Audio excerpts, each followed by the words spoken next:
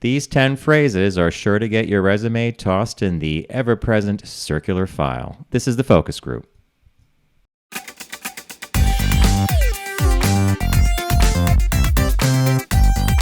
They're all business, except when they're not.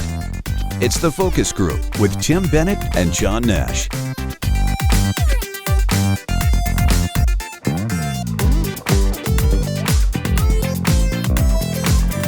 Hey, welcome to the Focus Group. John Nash here with my good friend and co-host, Mr. Tim Bennett. Find us every week here on Wednesdays from 1 to 2 p.m. Eastern Standard Time live, or of course, focusgroupradio.com is where all our information is at, including all our shows, and that also includes TFG Unbuttoned, our Tuesday podcast. So subscribe, like, and rate to all of it, and you'll get all of us. Welcome to spring and the new week.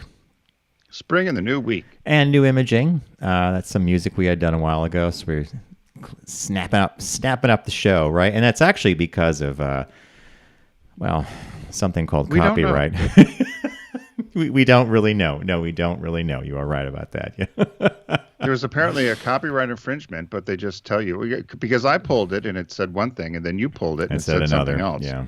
So who knows? But no thanks to our friends at Facebook. Of course, if you were somebody of means, I suppose, or somebody that lived at 1600 Pennsylvania Avenue, you could say whatever you wanted on social media and get away with it. But if we used a clip of 3 seconds, we got copyright dinged and pulled down. So screw you. Well, speaking of the former resident of Pennsylvania Avenue, just to kick us off, I saw a headline that came out on CNN. It was Trump wax figure removed from San Antonio Museum after customers kept punching and scratching it. A wax figure of the former president was temporarily removed from Louis Tussauds. That's also made me smile. It wasn't a Madame Tussauds. It was Louis Tussauds Waxworks. Her cousin Louis had a place in San Antonio. It does sound like that, doesn't it? Things do melt. Louis Tussauds. Louis Tussauds. So they put it in. The decision to put the figure in storage came after patrons at the Wax Museum kept punching and scratching it. Calais Stewart, a regional manager for Ripley Entertainment, who owns the Louis and the Madame Tussauds Louis and Madame Tussauds told the San Antonio Texas Express. So this just made me laugh and smile because could you imagine going into a museum and doing that to anything? You have to have a high emotional, like, I really hate this thing. I'm going to hit it and scratch it and kick it. Remember many years ago, when we were on Sirius XM, they had those huge, I think it was in Virginia or somewhere down south, they had that... The president's heads. That field of busts. Remember the heads, and there were a few that were left that we could have bought. I wonder if they ever all sold. Remember we were thinking, which one would we get? Which one did you want? And you know, wasn't it it was going to be either it was a presidential garden or there was some like amusement park or something. But they had all these heads. Yeah, they were huge. Enormous. I would have. What would you have got? 12 feet tall heads. Nixon could have been kind of funny to have, right? Now, that's a good one. See, Nixon would have been funny. I thought maybe you'd get somebody like Millard Fillmore, right? Someone that nobody would possibly know. Millard Fillmore or Harrison or somebody. What was it? Wasn't Harrison president for 28 days before he died of a flu or something? Which he caught on Inauguration Day, yeah. Yeah, one of those. That would have been a good one to have. But I wondered if they're ever going to do... There's some complaints apparently in Disney that they want to move Trump to the back. Oh, you mean the Hall of Presidents? The Hall of Presidents, with the little robots. They moved them. They moved them around, and then I'd read something that the 45. Trump had put the current or the most recent Bush, W. Bush, and Clinton's portraits, essentially one in the broom closet and one in storage or something, and some relegated them to some hallway that nobody would see them, like in a storage area. And so finally now I guess Biden has taken them out and put them back in the hallway. Because I guess again, in the White House, you would put them, to your predecessors in terms of, near term of service. They would be most visible for people to visit. But Trump didn't like either of them, so he relegated them to the broom closet or something. Which raises the question. They've been now put back in to be visible for visitors. Which raises a question. Is there a law or something about, or was it tradition to have the portrait of the president done? Well, it's tradition and respect, and usually the current. If you want to actually see a very respectful transfer and unveiling of a portrait, if you watch what the Obamas did for the Bushes, It's about a 28, 30-minute YouTube video, and it really is quite touching. And the Obamas unveil the portraits of George and Laura Bush, and the whole Bush family's there. The kids are there. The families are there. And they talk about the transition and how helpful they were to one another. And they tell jokes, and it's very lighthearted. They have a lunch and so forth. But it really makes you feel very good about the presidency and about the people who occupy that house. And of course, the same respect was not given to the Obamas by the Trump family and the Trump administration, which was really quite sad. But you're right. It is tradition that was done. The current occupant of the White House usually does the unveiling of the official portraits to the last occupants of the White House, and that's been done for many, many, many, many, many, many years, regardless of what party, because it's such a small club of presidents. But if you watch it on YouTube, it actually is very, very nice, and what they all said about one another was quite interesting.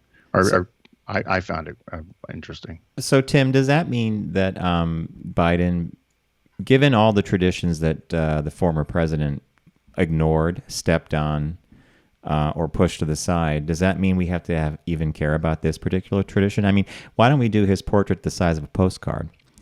I don't know what's going to happen. I even thought it was sad that, Biden had to pay to get himself to the White House for Inauguration Day. Usually they send Air Force One or they'll send a military jet to pick up the president and their family. Biden had to pay to get his family and the relatives to D.C. They chartered a plane because Trump did not extend the courtesy, which is just, when you think about it, it's just disgusting. But, we'll see. We'll see. I'm not a big fan of tit for tat, but in this particular case, I think that the Trump presidency should be ennobled on a postcard or Cracker Jack box size portrait. And maybe it should be a kid that does like a stick figure. Then that's the net. Because can you imagine inviting him for the unveiling? Anyway, that's another. Well, there was a funny thing where George W. gets up and says to Michelle Obama, he said, there's now the presidential portraits start with a George W. and end with a George W. because he was the last one there. And he said, Dolly Madison famously, when the British burned down the White House, grabbed George Washington's, GW's portrait. So Michelle, I'm your man. If anything happens, grab me. And she starts laughing. I mean, it was that sort of camaraderie. Yeah, and it was a lot of fun, and there's lots of jovial and jokes, and then just very, very personal stories amongst the families about how the daughters, the Bush daughters showed the Obama daughters around and stuff. I mean, it was very, just the kind of thing you'd want to hear. And it's sad that I don't know how we got on this topic, but it's sad. Oh, because of the wax Louis Tussauds of San Antonio. We got to get to Louis. If we did a road trip, we'd stop at Louis. With Louis Tussauds. All right. What you think? With that in mind, what caught your eye? What caught your eye? Here's what Tim and John found. Well, I read this, and I always laugh at these sort of things because I love these sort of stories, just because of the whole hypocrisy and the whole. Well, the intersection of faith, religion, money, right? So this headline was church treasurer who stole $150,000 to fund his addiction to an adult website says he was really just very lonely. It's a big spender. Could I do that in court? Could I use that excuse in court, right? Now you have to really spend. Now I $150,000 he spent over 2 years. So this was, 4 years. So from 2015 to 2019, this was a Lutheran church member. He was the treasurer of the Lutheran Church, Glenn Yothers, Yothers, at the St. Paul Lutheran Church in Trauger, Pennsylvania. I think that's the way you say Trauger, Pennsylvania. Yep. He's been a member there for 12 years. In this church, according to their website, the church opposes same-sex marriage, sex outside the marriage, supports religious freedom, blah, blah, blah, blah, blah, laws against so, it's anti, use the bathroom. It doesn't believe in any LGBTQ rights, all the things we all, which we love about religion, right? So meanwhile, the big spender here is spent for $150,000. Boy, when you get on that soapbox, boy, with a big spender. So he was charged a couple of weeks ago with theft by deception and theft by unlawful taking for stealing $150,606 from the church's bank account between 2015 and 2019. It says the church council members became very suspicious 2 years ago when they noticed that bills weren't being paid and deposits weren't showing up in the church account. This is good. This is a good one, Tim. Okay. So at one point, the utilities to the church were shut off. You're not I kidding, guess they are were a you? little cold on their Sunday, right? So they couldn't figure out why he wasn't paying their bills. So they were doing a little more research. They noticed that Yothers was writing numerous checks to himself out of the church account. And when he was approached about it, he said he was paying the church's bills from his own account. And then he was just simply reimbursing himself. So he was paying the church's electric bill and the other church's bills out of his own account and then reimbursing himself.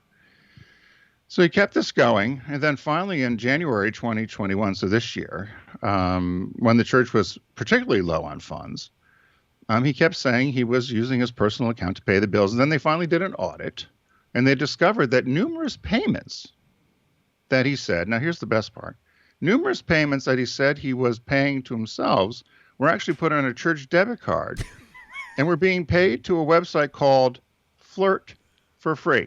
Now, Wait, the free part, we could go back what to I that. love but about this, why the irony here for me, does anybody catch paying for a site called Flirt for Free? that's what I just said. So The this is irony called of, yeah. Flirt for Free, and it cost you $150K Yeah. at Flirt for Free. So apparently it wasn't free. So this Flirt for Free site apparently features interactive cam rooms with the hottest girls from around the world. So you can get yourself a cheerleader, you get yourself a waitress, whatever your fantasy is, you could flirt for free apparently, and then some. So you must have paid. So these are porn stars and amateur fetish models from around the world. These cam girls were always ready to play. And he would spend a lot of time on these websites. And he actually did admit it and confirmed it. He said that, but what he was really doing, he said he really got to know these girls well. Wait. There's more? Okay. He developed a relationship? And you know what he was doing, John. What do you think he told the police and told the church elders?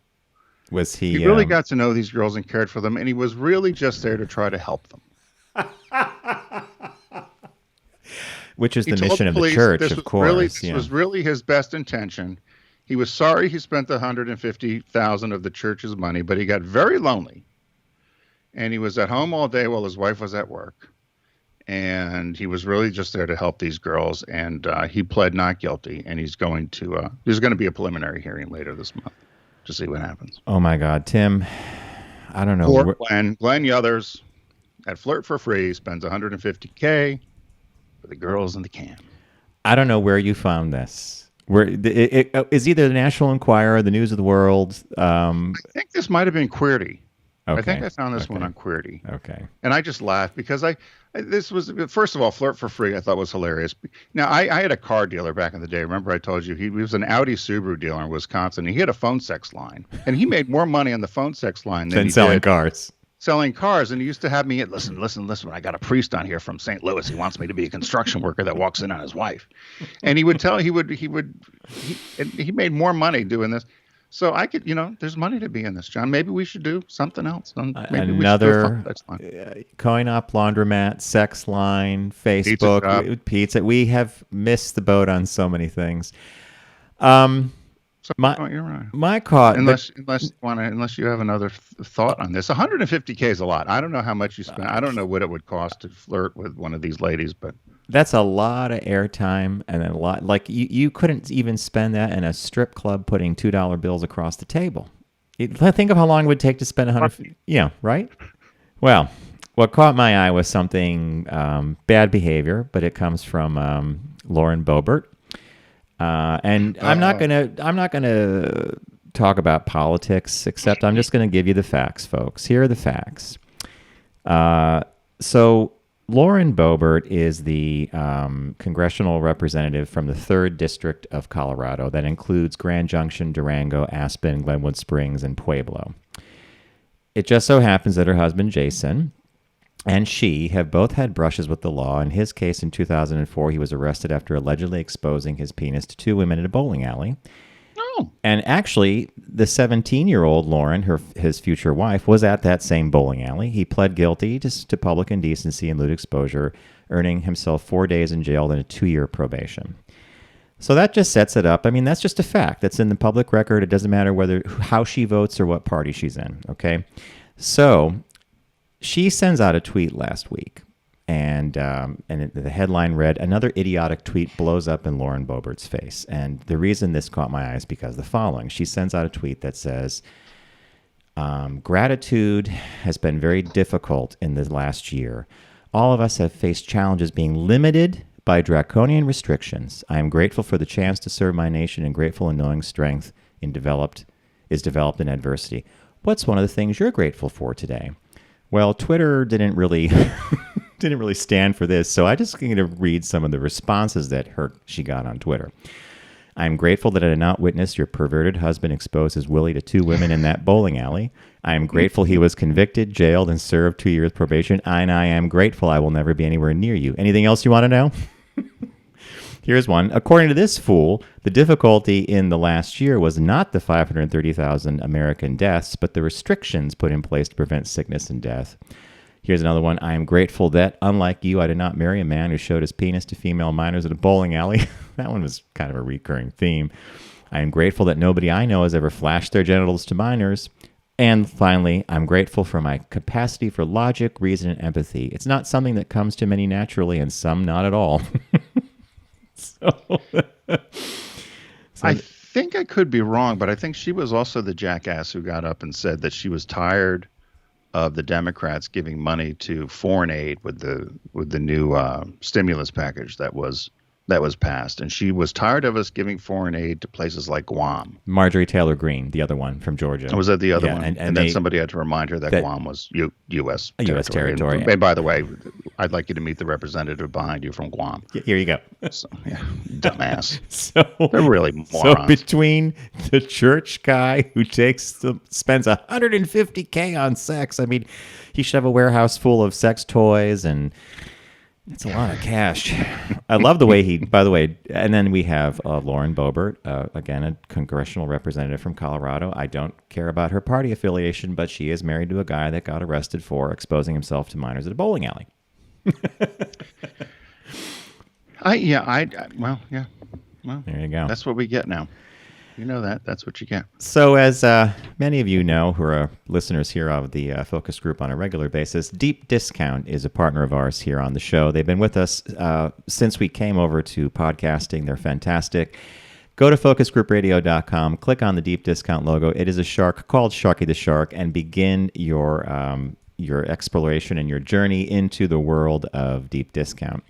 So it is a site-wide sale, and site-wide sales mean everything's on sale all over the site, and that could be games, apparel, electronics, books, movies, DVDs, CDs, LPs. Some people still do LPs, and I'm Tim, I think we need to go back to LP.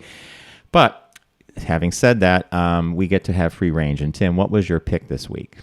So what I like about the site-wide sale is everything is obviously on sale site-wide. So I am trying to, and I'm doing a bit of a purge lately. So I wanted to add to my collection of Bette Davis films, because I've given a lot away or people have borrowed them. So I tried to figure out what were the top 10 best, and there's a number of lists, and I did find a list of the top 10 Bette Davis films, and one of them that I am missing, which is one of Matt's favorites, and it actually came in on this one particular list as number 2, is Now Voyager. And it's about a nervous spinster who Bette Davis plays. It's a Charlotte wonderful Vale. movie. Have you seen that movie? We just saw it a while ago. It's Claude Rains, Bette Davis, and her transformation. She's so. I know that's Matt's favorite. It's one of our favorites too. So it's a really great pick.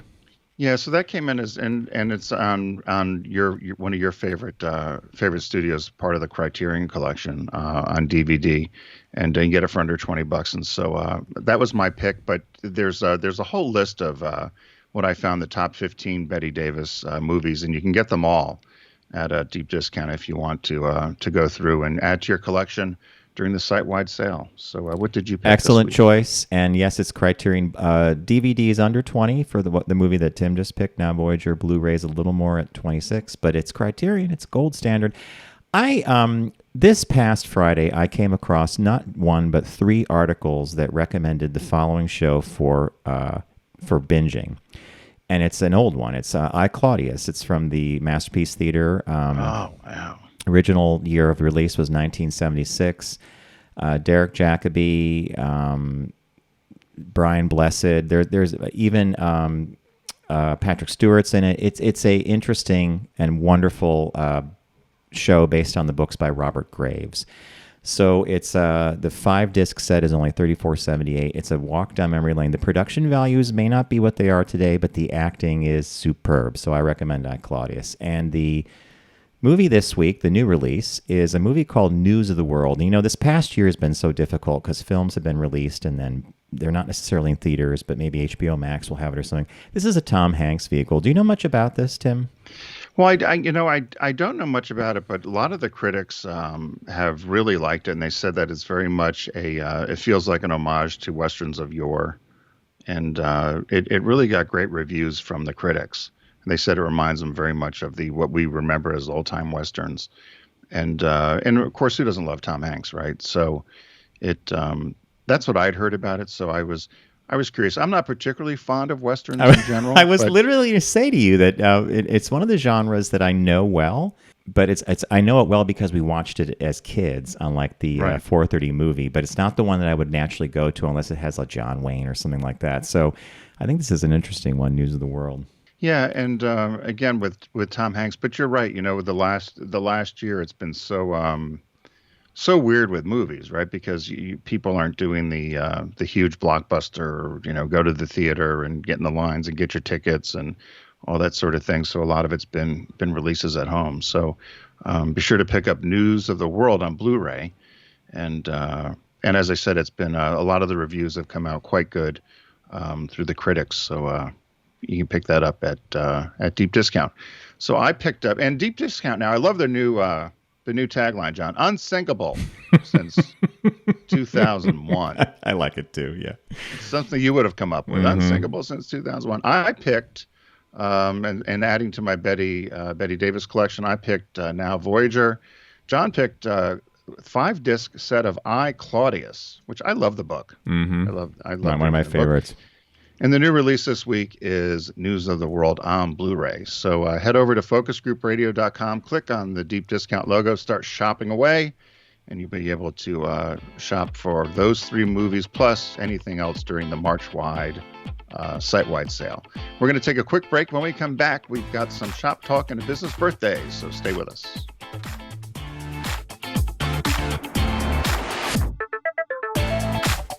You're listening to The Focus Group with Tim and John. Learn more at focusgroupradio.com.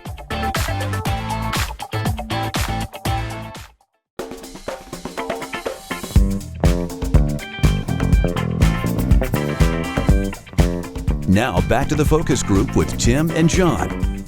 Available pretty much everywhere.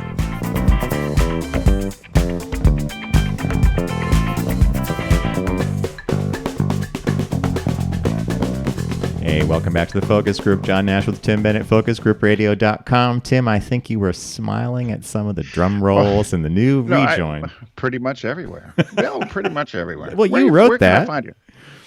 Well, I kind of say that to people too. We're pretty much everywhere. Just Google it. By the way, the voice of our voice from God is a really cool VO artist named Drew Birdsey. I believe he's still out of Las Vegas. Is that where he did our last work from?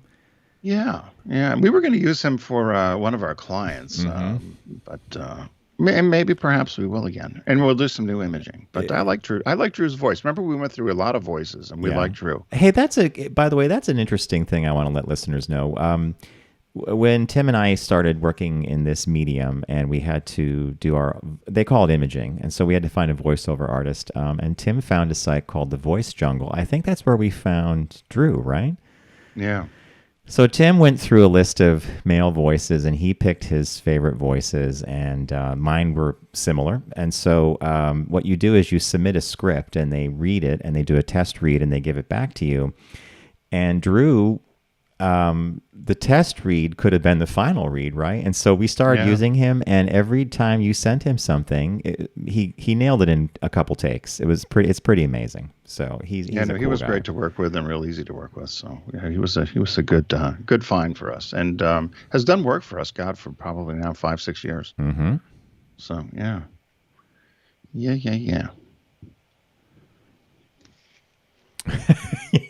I just touched my iPad briefly. We have a clock running here. So do you want to go into and do the Showstopper? Let's do that. Everyone does celebrity birthday greetings, but the Focus Group is the only show in the universe that celebrates business birthdays. So there were a lot of, for some reason, I guess it must be spring. It's like chickens. There's lots of people born in the spring, but this one I picked for John. This is an animator. I knew you did it, yeah. Joseph Roland Barbera, or Joseph Barbera, born March 24th, 1911. He died in 2006 at 95 years old, lived a good, long life. American animator, director, producer, storyboard artist, and cartoon artist, whose film and television cartoon characters entertained millions of fans worldwide for much of the 20th century. And as John can tell you, there's one thing to be an animator and an artist, but another thing to actually make money out of it. And not only make money out of it, but make millions and millions of dollars out of it, as well as entertaining people, for years and years and years. And he's one of them. He was born to Italian immigrants in New York City. He lived and attended college in New York, but as he was a young kid, as early as first grade, he displayed a talent in drawing.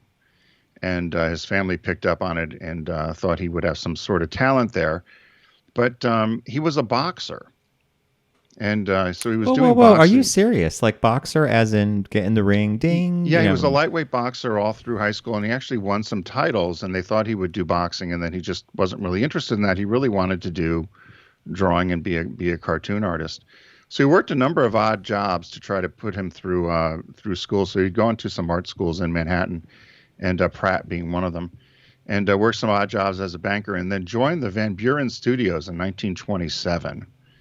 And then in 1929, he became interested in animation still after watching the screening of Walt Disney's The Skeleton Dance.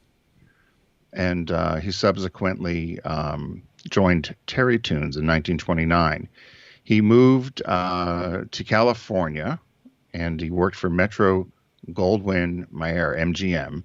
And that's where he met William Hanna. His desk was right across from William Hanna. The two men began collaborating, and of course were best known for producing Tom and Jerry. And they worked alongside animators, somebody you mentioned last week, Tex Avery. Mm-hmm. Famous, yeah.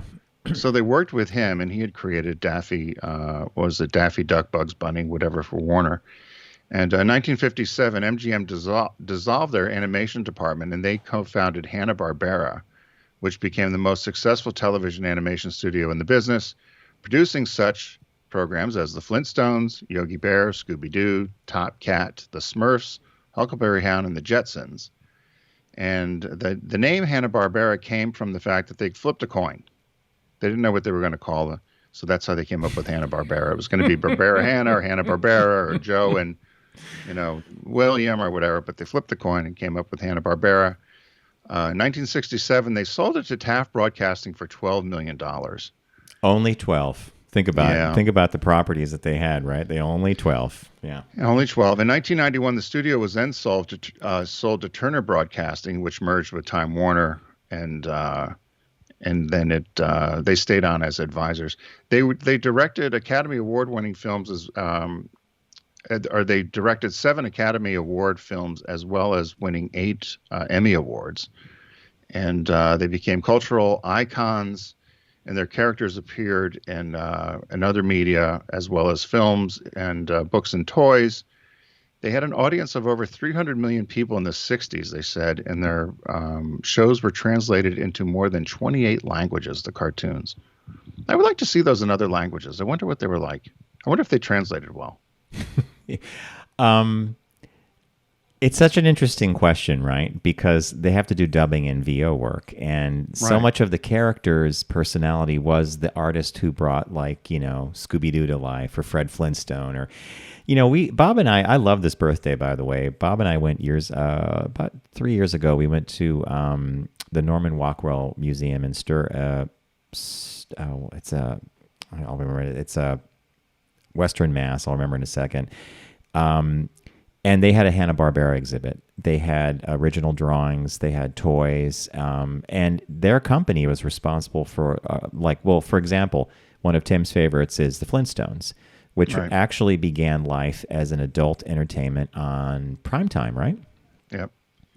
Yeah, they said it was the first animated primetime show to be a hit. Was the Flintstones. Which is really amazing when you think about it. So it's a great birthday. And he's responsible for the Jetsons as well, right? Yeah, it was the Jetsons. They said the Jetsons weren't as popular as the Flintstones, but both of them had that same, obviously the Flintstones were prehistoric, and then the Jetsons were the future. Older, yeah. They said they produced over 3,000 animated half-hour television shows, and Magilla Gorilla, Scooby-Doo, went on and on. They said that the other thing the interesting part about Hanna-Barbera's shows is that they really revolved around their close friendship and partnership. Interesting. And that if you think about it, all of them had a theme of friendship. So whether it was Fred and Barney, Wilma and Betty, Flintstones and Rebels, whether it was Dick Dastardly or Muttley, Tom and Jerry, Scooby and Shaggy, Yogi and Boo Boo, it was really about the friendship. And they said a lot of times the friendship was a reflection of the friendship of Barbera and Hannah. Interesting. And that they shared over 60 years, which I thought was interesting. They said they balanced each other out with their strengths, and they both traveled in very different social circles. They said, for instance, Hannah would hang around primarily other animators, yet Barbera socialized with celebrities like Zsa Zsa Gabor was a good friend, was at his house all the time. Hannah was interested in the outdoors. Barbera would hang out at beaches and drank a lot and liked good food. And they said, but they were, very close, but, were two very different people and really were a yin and yang to one another and could capture each other's moods. And even in their drawing could figure out exactly what the other was trying to do and trying to say. Fascinating. And they said they often considered Walt Disney their only rival in cartoon animation. And then it just, they won countless awards, and it goes on. Yeah, I would put Warner Brothers in as a competitor as well, because that was where Tex Avery was animating. But I think that Hanna-Barbera also launched Johnny Quest, one of my favorite, and that was one of their first human, shows where they actually had human beings. And interestingly, that you brought this up, the theme of friendship is there too, because it was Haji and Bandit. It was the two boys and the dog, and of course there was Ray Spanion and Dr. Quest. And many gay men think that Ray Spanion was quite the DILF, the dad they'd like to do something to. Yeah. One of the last things that they were going to do, Barbera, they were trying to get Michael Jackson, who was an avid fan of Tom and Jerry. They wanted to get Michael Jackson to arrange for him to sing in the Tom and Jerry movie in 1992. And so they went and they had a meeting with him. They couldn't come to an agreement. But Michael Jackson wanted him to draw some pictures or whatever, which they did. And then Michael Jackson had written on one of the pictures to the niece of Barbera that said, to my hero, and said, "This is all I had as a child," or something, because it was kind of creepy. But it's Michael, right? Yeah, it was an autographed picture. Jackson autographed a picture of himself to Barbera's niece, Nicole, said, "To my hero of yesterday, today, and tomorrow, with many thanks for all the many cartoon friends you gave me as a child. They were all I had." Michael. Wah, wah, wah. Debbie Downer just came to the party. Yeah, so they won There lots you of go. awards, but it's amazing to me that Part of our pop to make culture. a career is something that you loved, right? So happy birthday And to succeed at it and to be woven into our pop culture pretty much permanently when you think about it. Yeah, Nicely yeah. done. All right, so for Shop Talk this week, which I teased way at the beginning of the show, and I forgot to do my radio game of letting people early on know that this is going to be the back end of what we're talking about now. The article came from the Ladders. Tim found this. It's a good one, and it's basically this. Recruiters will throw your resume out if you use any of these 10 phrases. So the Ladders recently reported on the hiring boom being tracked by various career experts. I put a question mark after that. Before you start firing off your resume, be sure to check out a new report from the New College of Humanities. The institution conducted research comprised of 2,000 recruiters and job seekers in order to determine the phrases that sink a potential candidate's chances of landing a gig the most. The authors narrowed the list down to a concise 10 items. The 10 phrases you don't want to include on your resume are as follows. At the top, at number 1. Do you want to go from 10 to 1 or 1 to 10? I guess it doesn't matter. You go from 1 to 10. Yeah, I guess they're all equally weighted, right? I agree completely. First one is, I know how to work hard. That was you don't want that on your resume. What was your number 2 there? I work well under pressure. Okay. See how these are innocuous to me in some ways. Here's third. I work independently. I'm wondering. They claim these are cliches. The article's not overly long, and they didn't analyze each one of these things point by point, but they claim they're cliches. What was number 4? I am effective at solving problems. Okay, that would be good to know. But 5. I know how to work in a team. Okay. Number 6, I am proactive. Okay, that would get you into the circular file. 7, I am a good communicator. Okay. Number 8, I'm good at listening. And number 9, my writing skills are excellent. And number 10, I'm enthusiastic. So What was your take on this when you read this? I mean, these are not. So I'm an enthusiastic, hard worker, do well under pressure. I'm a problem solver and a team player. Well, I'm independent, but I like being on a team. Yeah. So here's my problem with these things overall. And John and I had talked about, we had done a resume piece last week, and you can never do enough of these. And I hate the resume overall. It's a necessary evil. I will be honest. I was a headhunter for 4 years. And in my corporate life, I was on the job evaluation committee at Subaru, and whenever there was jobs, usually within the sales or marketing area, or sometimes some other areas within the group that would touch those areas, I was part of the 6 or 7 people that would interview people. So I interviewed people all the time at Subaru. And I will be honest, I never read a full resume. They claim that in this article as well. Don't they say that most people spend maybe, 60 seconds on a resume?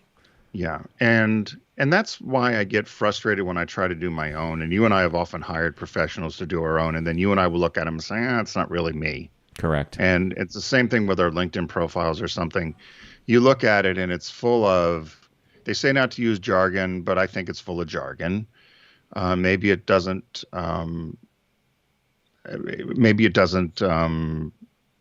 or you don't feel that it describes you as you would want to be described or something. But when I always look at a resume, I scan it to see, okay, here's the sort of roles this person has had, and here's the sort of companies they worked for, and there was progression within their career, and or there's variety within their career. And that's really all I would look for.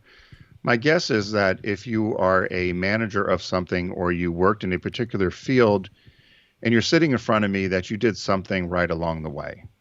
Mm-hmm. And then I will, you'll have a conversation with somebody and decide whether you think that, there's a fit there with someone. I never, because I think everybody, and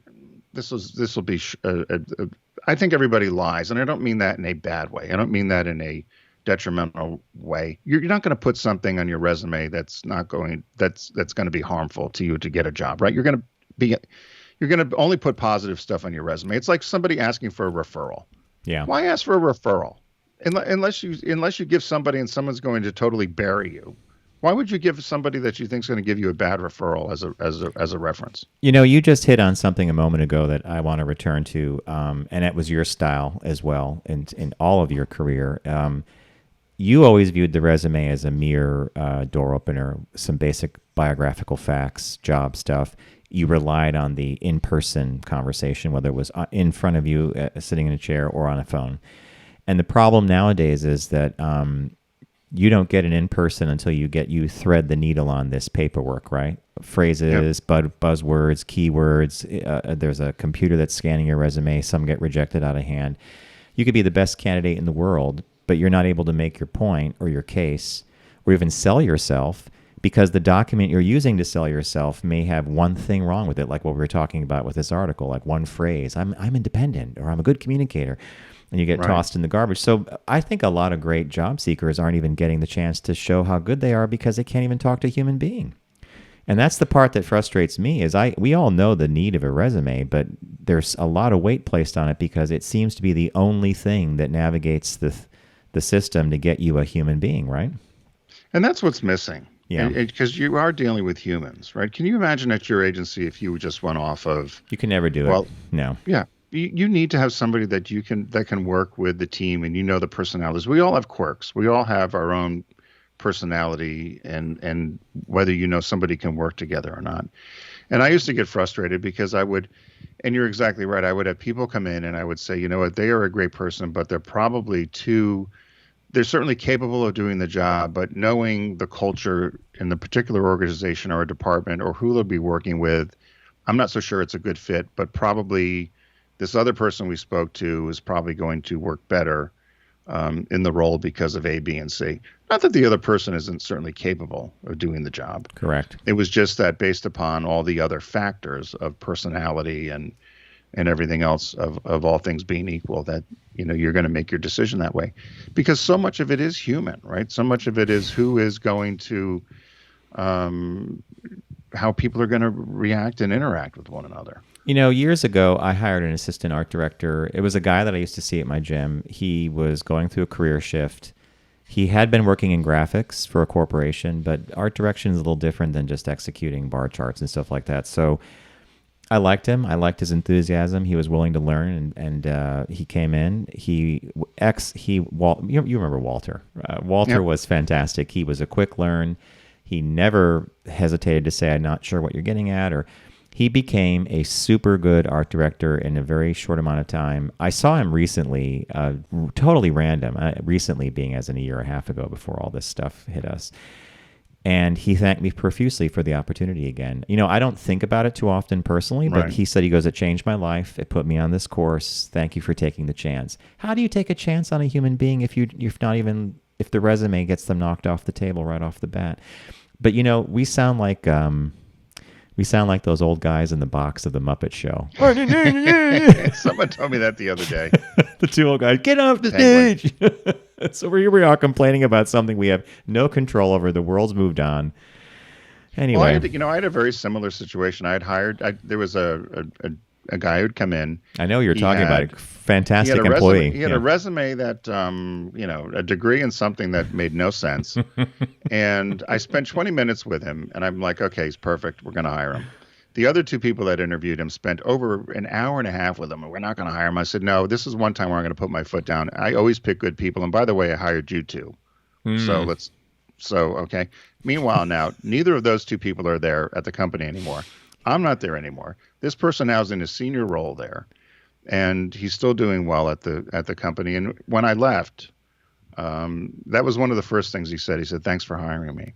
Isn't it great when people remember? And he said the same thing, that people do remember that. But I said, this guy's going to be perfect. He's going to fit in here well. He's exactly this personality and the mindset of somebody that will do well here. And he's still there, and he's still doing well. And so, and that's the piece that you're not going to find if you just let the machine pick the resume out, right? You need to meet with people and sit with them and talk to them. Yeah. So I guess the another takeaway here is your human network's going to count a lot, just as much as your resume is, whatever those phrases are.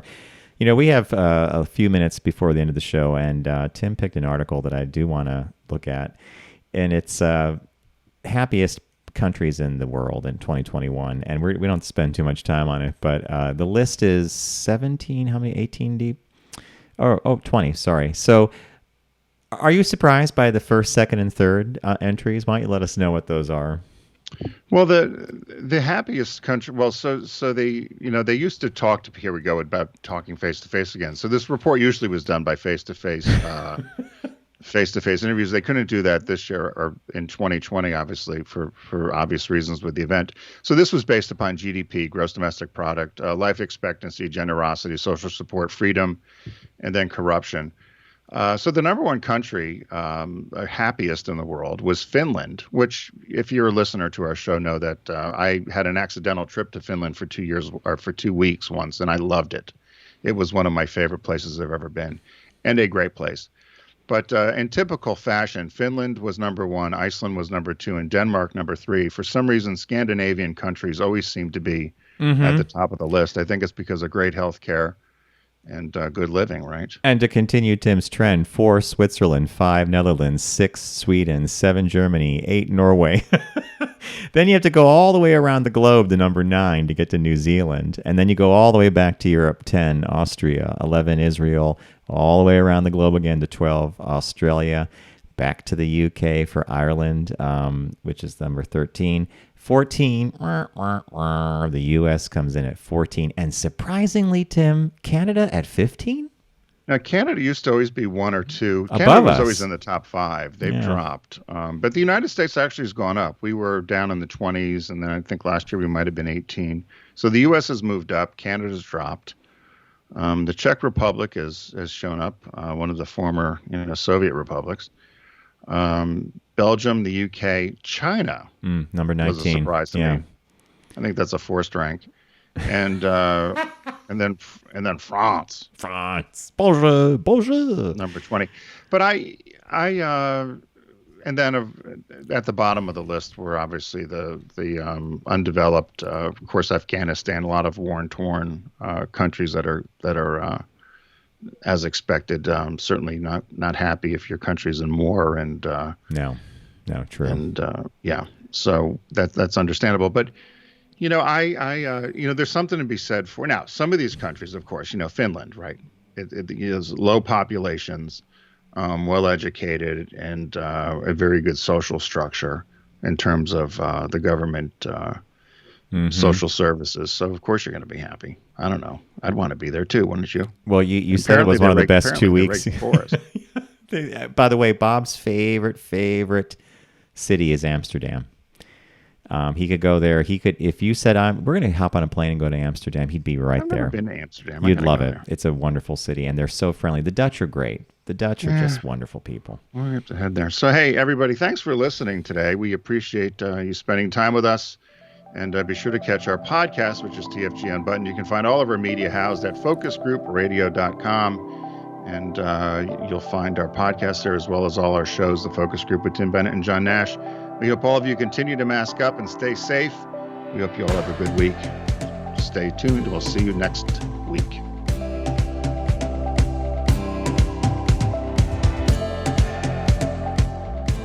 It's The Focus Group with Tim Bennett and John Nash. Accessible on all platforms. Subscribe, like, and rate us on your platform of choice. Learn more at focusgroupradio.com. That was a stunning focus group.